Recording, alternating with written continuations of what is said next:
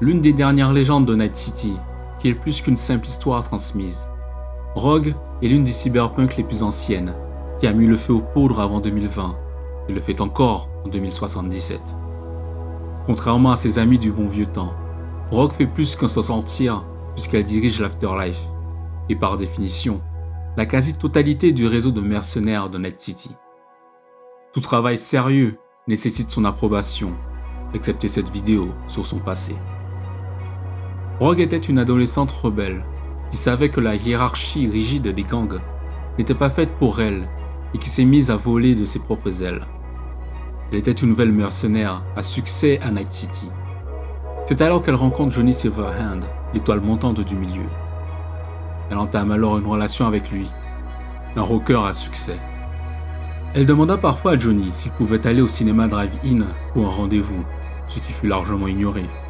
Leur histoire d'amour intense a connu de nombreux rebondissements avant de se déchirer de manière violente et spectaculaire en 2011, après que Rogue ait découvert que Johnny la trompait.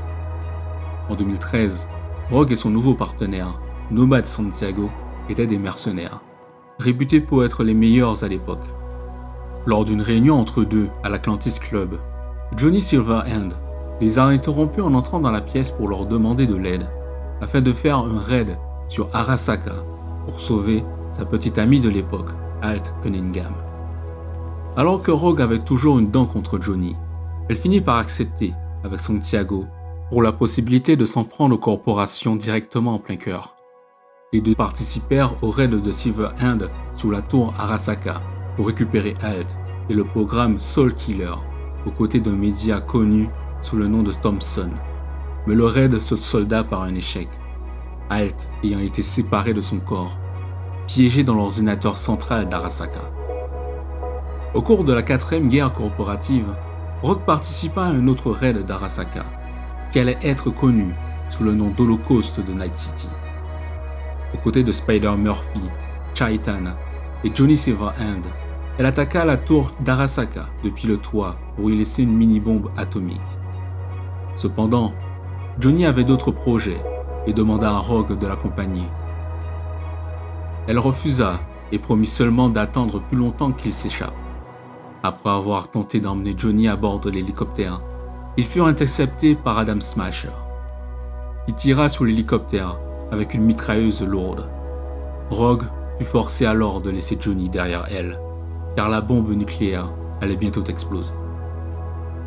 En 2045, après avoir été gravement blessé dans un accident de voiture, dont même le cyberware n'a pas pu réparer tous les dommages internes, elle s'est largement retirée de la vie en solo, pour devenir une fixeur, tenant la cour avec les solos locaux, et agissant comme un intermédiaire avec des contacts potentiels, leur fournissant des informations précieuses et des renseignements dont ils avaient besoin. Elle a également commencé à gérer alors l'Afterlife. En 2077, la réputation de Rogue en tant que solitaire continue d'inspirer et d'influencer les autres. En tant que reine de l'Afterlife, elle est considérée comme la meilleure fixeur de Night City. Elle continuera à gérer l'Afterlife en s'entourant d'experts dans leur domaine pour mener à bien ses projets. Nix fut engagé comme le meilleur netrunner de l'Afterlife.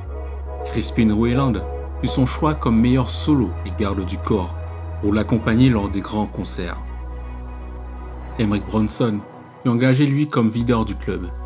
Et enfin, Claire Russell devint la barmaid qui gardait la trace des clients. Pendant cette période, elle fut contactée par un garde du corps de l'entreprise, Goro Takemura, qui cherchait alors des informations sur un ancien employé d'Arasaka, Anders Hellman. Rogue reconnut Takemura comme étant l'homme accusé du meurtre de Saburo Arasaka, et c'est pourquoi elle le renvoya avant qu'il ne soit possible de remonter jusqu'à l'Afterlife. Ainsi, Rogue est une octogénaire grande et forte, qui est meilleure tireuse que vous, et oui, même meilleure amante que vous. Adolescente rebelle, elle savait que la hiérarchie rigide des gangs n'était pas faite pour elle, et s'est lancée dans l'aventure, pionnière dans le rôle du mercenaire, qui sait tout faire et se débrouiller seul. Après la mort de Johnny, Rogue raccrocha ses armes et s'éloigna de la ligne de feu directe, utilisant ses contacts pour devenir une fixeur, rôle dans lequel Vi apprendra à la connaître. Merci d'avoir suivi cette vidéo jusqu'au bout. N'hésitez pas à me dire ce que vous en pensez, à me faire des retours en commentaire. Si vous aimez, likez-la et abonnez-vous, partagez-la au plus grand nombre. Ça me soutient, ça permet à développer la chaîne. Merci encore à vous. Ciao.